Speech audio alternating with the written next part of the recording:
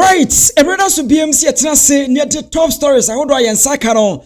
Yadeba Sumo or Sports Link Ghana. So Antoine Semenyo, Bronton good news. Echo Ediamano. After say OBPMU our Blasters Campono. Good news, Rich Abronteno. Yadi emu enchemu eba. The same thing and a Blasters defender Abronton Dean Eddie Jonas Ajete. After say also be PMU our Blasters Campono. Any good news transfer papa.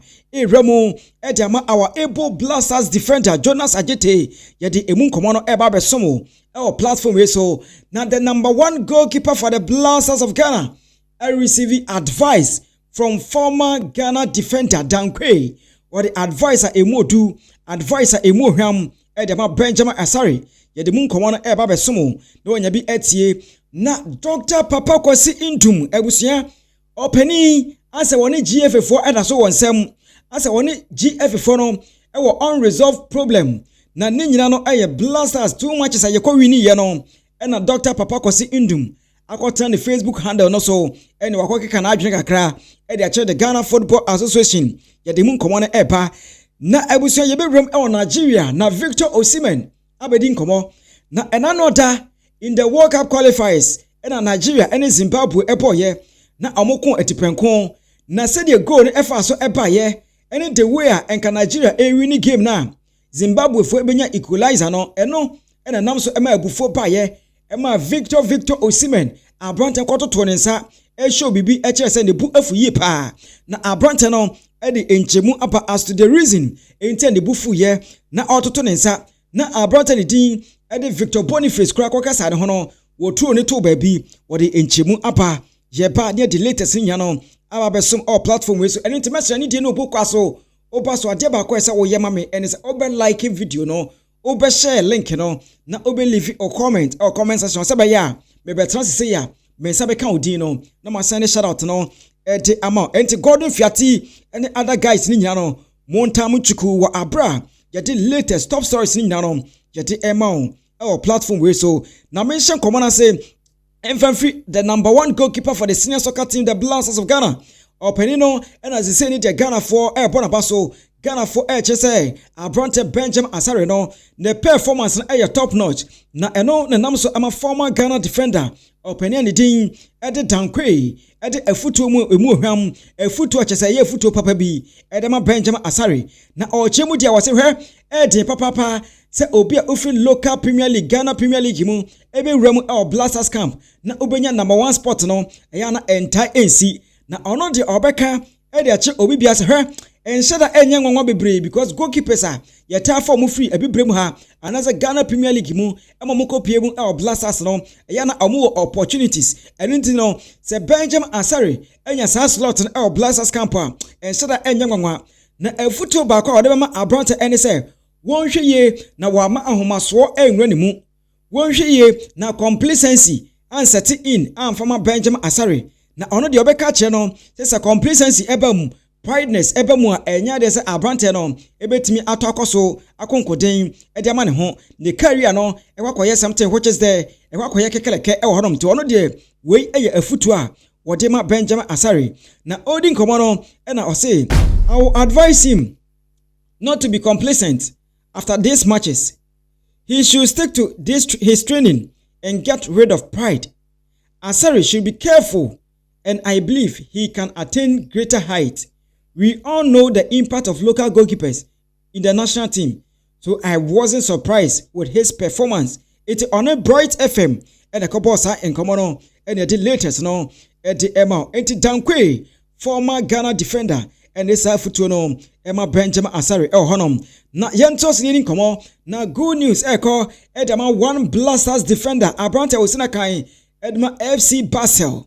Yes na Abrante Jonas Ajete na since Abrante na shase emeki ni debut edma the senior soccer team the Blasters of Ghana Emma recently Osabe PM in the World Cup qualifiers no Abrante Modemono was 2 year papa na report and the latest exclusively Sports Link Ghana ye breaki adamon se uram FC Baso akacha reporter efi ho epa ene se a Spanish side, a La Liga side, Real Betis, Aya Crado, say ombetimi atebu offer bi juicy offer pa, and omni call FC Basel. Akotabri Abrante ni din Eddie Jonas Ajete no ba be piem e La Liga ni mu no beka Abrante ani din Eddie Anthony na omobo adwuma Eddie ma Real Betis na sika yes Real Betis for no Eddie Drop no around 4 million euros 4 million euros and a Real Betis club no Eddie Ram FC Basel omo hwe na omo anam so assign Abrante no na report na epa no chese Jonas Ajete Abrante ni contract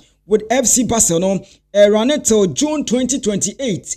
June 2028. And Abrante no the contract run between now till June 2028 no. So Real Betis enya kwanya ne dia enya with the 4 million euros no ebe tabiri Abrante no ba be pie mu e the La Liga side Real Betis eti eno so good news a epa ye de emu nchemu no eti ema I believe say we Ghana ni bia beja tum say o the FC Basel esi wo na the Real Betis esi ho a yade say Abrante no say okopie mu La Liga side ho no ma ebebo no na ne career no so etimi akoye. That is the latest ever from the camp of Abrante Jonas Ajete and ayade emau na yeni nkomo wei na abusia Dr. Papa Kwasi Indum and etwima kupone edigu the Ghana Football Association ho na ne nyina ene say Dr. Papa Kwasi Indum chemu dia na chese the Ghana Football Association the Ghana for afa oyam yim pa ene oyaw pa de omo de bi yafam omo de Ghana for afa oyaw mu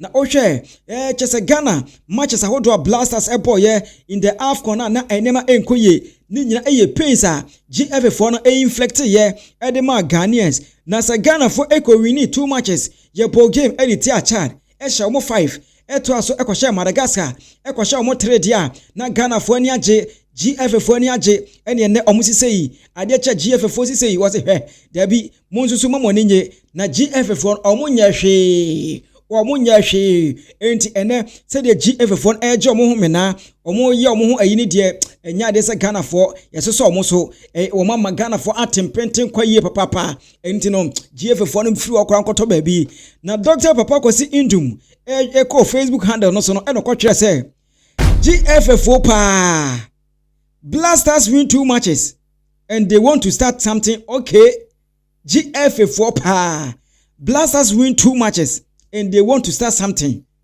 Ghana for winning 2 matches and a GF4 pass almost starting BB move from October B. It's Dr. Papa Kwasi Indum and a Ghana Football Association say adabraka Womunyehu enti ma obi bia so omo so enya de se omaya de bia esombu bia eti obi anyi nani Free Ghana Football Association so eti eno so Dr. Papa Kwasi Indum ena de some message no ekoto ni Facebook handle no so a ye nan Sportslink Ghana so na ye de emau na ye ni nkomo hanom na Abrante ni din de Antoine Semenyo na Abrante ni sesen their clubs no omo ye keenly interested say Abrante no omo be sign no me the total message apa me the Liverpool dia apa me the Arsenal dia apa and recently me the Manchester United dia apa ye na me now Sportslink Ghana so ebe ka che mo say asking price bomb for ebisa e for Abrante no 50 million pounds 50 million pounds and a bomb for no ehwe say any club obey interest say obey sign Abrante bia no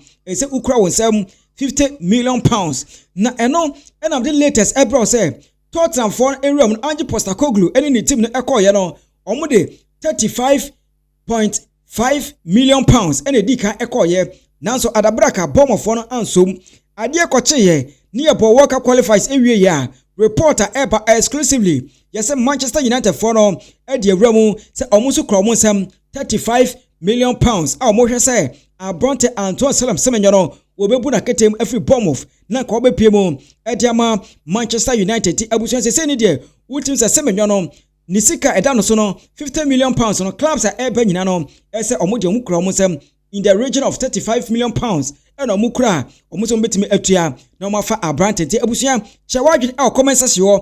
Do you think that the asking price bomb of what they abeto no so say 50 million pounds any sika clubs are hold on a show say omu betimi atua which is 35 million pounds and a year bomb for insom and answer on one so for adwenche eto comment section emame na enkomo na enya kama na Antoine Semenyo ebepie mu e wo Blasters camp no Abrante epon komo bebre ene enkomo de obobi pa na kakra Sportslink Ghana yen saka ye ne de ba besom ene se Abranten edi nkomo e de fa the team chemistry a mo hwe se Blasters say currently no e betimi atodwa among the players no odi nkomo e fa ho ena oto so e de futu ewura mu Emma wona ayo madwe players awodo mayo madwe se ombesi akan e wo Premier League ni mu no wode eno so enkomo etodwa na Semenyo de Abranten say no wodi se the form le kwa no ano edin ti young guys na obi antie ensem awodo a Semenyo ekokan. Let's zoom into national team talks because 2 years ago, the dreams of playing for the Black Stars for you, I mean, would have been far and not in the picture. Yeah. How has it all been for you coming into the national team? It's been good. It's been good. I think there's been ups and downs. Let's just say that. I feel like I didn't ever write myself off playing for the national team. I knew I always had a chance. I just needed to prove myself. But now that I'm here, I feel like we just need to show as a team that we're good enough. We could be one of the best teams in Africa. So I feel like it's a transition, taking time, making sure that we're all playing together as a team, listening to the manager, and hopefully the results will all fall in place. I mean, you made your debut somewhere in 2022. Yeah. 3 years on, and you have 25 appearances to your name. Yeah. How would you rate, how would you rate your performances for the national team? I mean, I definitely want more goals for sure. I think any player that plays in an attacking position wants more goals, but I feel like it's been some decent performances, some not great performances. But I mean, I'm quite humble. I know when I've played well, I know when I've played pretty bad. So I'll just say it's just like a steady slope. It's just been very average, and I feel like I can still give more. So I hope no one's judging me from these 25 games I've played so far, but yeah, there's more to come. Yeah, talking about no one judging you, as a player, when you go into your room after games and you feel you've had one of those bad days, yeah, how do you react? I don't react, to be honest. I'm very chill. I try to take my attention away from the game, just keep myself busy, whether that's playing PlayStation, doing something with my girlfriend, my brother, whatever it is. So I try to keep my attention away from that, because if I'm thinking about it after the game, I'll just be frustrated. So I try not to think about it too much. 25 appearances. I know your last appearance was somewhere last year, which was quite unfortunate. Yeah. You come into the national team, fresh shake-ups in the national team. I mean, how's the new environment to you? The new environment's been good. It's been good. I think everyone's gelling well. I feel like the last 2 days, everyone's coming close together, so it's nice. And I think everyone's just ready for the game. I feel like we've had a tricky time, and we feel like we just want redemption, we want revenge. So these 2 games coming up are very important. We want to go to the World Cup, so yeah, everyone's taking it really seriously. Everyone's gelling well, and it's been good so far. I mean, looking back at the last performances or the last results that the Black Stars had, yeah. If you look at the calendar year under Tuado, since returning, 10 games, 2 wins, 4 draws and 4 losses. For you as a player and for the whole team, what is the mood in camp for this international window? I think we're trying to move on from all those losses and all those draws and those wins. I feel like it's a fresh start now. We want the World Cup, like I said, so we can't be thinking about what's happened a couple of months ago. We need to focus on what we're doing now. So yeah, everyone's approaching it in the right frame of mind. No one's talking about what's happened before. We just have to focus on here and now. It's been hard. It's been hard. I've had to adjust somewhat. I think you pick up a lot of things when you're playing in the leagues. You're playing with older players, different experiences, so they're able to teach me, keep me humble, keep me grounded, and slowly push up the leagues. And every league you go up is quicker, better players, stronger players, so you have to be a bit more quicker. You have to be smart in your decisions. So by the time I've got to the Premier League, I've kind of learned the role from National League all the way through up, and the Premier League's the best league in the world. So you have to be quick, you have to be strong, you have to be smart, you have to be clinical. There's so many things that you need to be. So I feel like the first year I signed, it took me a little bit of time to pick up, and obviously second year onwards it's been good. So I've enjoyed that process. I mean, you want to look at the fact that the Premier League always is top of the table, but then what would you say has been, aside the Premier League, was your best moment throughout this career? I think when I was at Bristol and I got Player of the Month in January. I can't remember what year it was, but yeah, I just had a crazy month. Loads of goals, loads of assists. Everything I touched scored. So I would say that was definitely one of my favourite times for sure. Alright, so Antoine Semenyo and a born in Komo El Honum. Now you're moving on from the camp of the Blasters, Ninin Komo El Hanum. Now Mediwu Remu, with the Super Eagles of Nigeria, Victor Osimhen. Now Wakodin Komo. Now Osimhen Komo Nyan say another and Nigeria and Zimbabwe Airport yeah in the World Cup qualifiers. Na enema kwaji kekaleke enema kwaye something which is there edema womo. Ninyina eye 1-1 draw a omene Zimbabwe minor eboye na only say game ni mu no na nka ekade na Nigeria epeke the 3 maximum points and say equalizer na eba ya Zimbabwe etim enya goal ewo honom na eno e de ebufu ebae akoma entimi ankofom akoma entimi antoyem eno nam so ama abrante Victor Osimhen bufu ye na nabufu ni mu no na Victor Boniface ekọ ne nchen se okọ kamene down ema Victor Osimhen etro ne nsa de to ba bi e kire se oh Boniface kura free me sokoto ba bi na eno na ade achi ye Victor Osimhen e de enchemu aba na ne nchemu nyina ne se o se oh adwebrɛ obia efa ne mfonso encha no eye abufu ene baye na oni se ball ne dia obo na obia nu se uwini na chese match ne kwa ya bepon